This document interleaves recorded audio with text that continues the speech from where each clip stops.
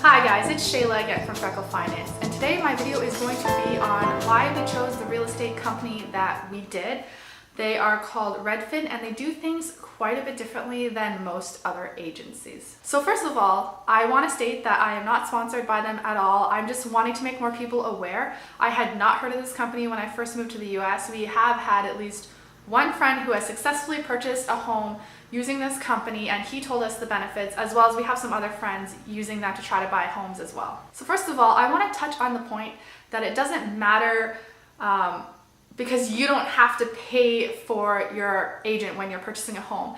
And while that's not directly true, it is indirectly because the seller does have to pay your agent. So to circle this back to Redfin a bit, Redfin only charges a commission of 1.5%, and generally agents charge between 2.5 and 3%.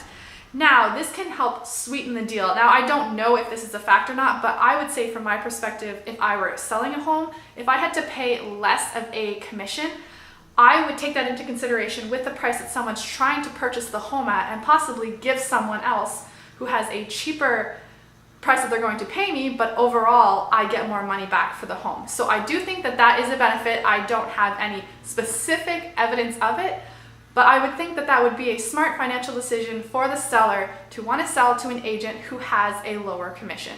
So secondly, the big thing about using Redfin that is different and changing the market, as they say. So there is definitely, from what I've heard from my agent, and she has some other associates that work with her that sometimes have us to her homes when she's not available. Traditional agents don't really like Redfin agents because they're changing the market in a way that makes it more difficult for them. So one thing that Redfin does when you're buying a home is you actually get a cut of the commission that they take. So you actually get money that can help go towards closing costs or just whatever. You get paid for them to help you buy a home, which is something that I had never heard of, and it's what makes me willing to work with a different agent structure than is typically used to. Now, the reason they can do this is their agents don't make commission. Everyone there is paid on a salary. I wouldn't be surprised if they have some bonus structures and such like that, but essentially they do not get paid by encouraging you to buy. They don't get paid any differently by encouraging you to spend more money on a home or anything like that. So they are definitely, in my opinion, much more unbiased.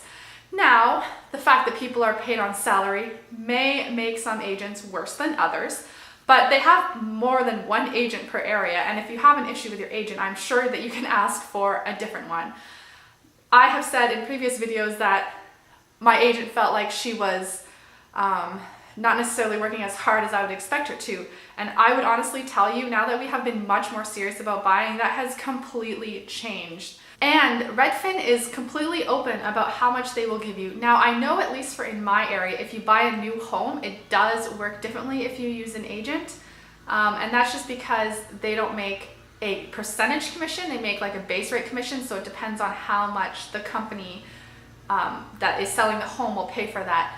But otherwise, if you're just buying a traditional used home, you can actually look up how much the agency is going to give you back, or how much Redfin will give you back when you purchase a home. And in fact, when we put an offer in on a home, which I will get to in another update video, we signed another second agreement on top of all the disclosures and the offer that actually stated specifically what we will get if the house sells for that price. Now, if for whatever reason there's a bidding war and you end up paying even more than that, or whatever could happen, then that number would change, because it honestly goes based on the price of the house, because they seem to take a cut, like they take X amount of dollars and the rest goes back to the buyer. If you are looking into buying a home, whether you use Redfin or a similar type of agency, is completely up to you. I'm not saying that Redfin is 100% the way to go. There are definitely values that some people will find in a traditional setup of agents that make a commission on the house, and possibly some of people would be more motivated by that structure as an individual than others who make a salary. However, I just was super excited and thought it was so cool when I found out about it, and I recently had a comment and they were interested in learning more about Redfin and why we chose to use them. And I do believe that this is a nationwide company, so anyone in the US should be able to find someone in their area. I don't know about super remote areas, but for the most part it appears that they are quite nationwide and most people will be able to find an agent in their area. And all you have to do is go on their website and just ask for information. Someone calls you, you kind of go over what area you're looking at, and they give you an agent that is specific to that area. So if you decide you want to live somewhere else, you can switch to a different agent who knows more about that area, because that's an important thing when you're trying to buy a home, that the person has knowledge in the area that you're buying. You don't want to use an agent, and sometimes commission-based agents will want to follow you. You go to an area, they want to follow you there and help you buy a house there when they're not really familiar with market prices and how things work in that area, because things can be very specific to cities, just different things that are commonly done and considered really weird when done differently than that. If you're new to this channel, make sure you click that subscribe button below. I upload videos on personal finance, financial independence, and lifestyle videos. And remember, no matter what your financial situation is, make sure to have a great day. Bye.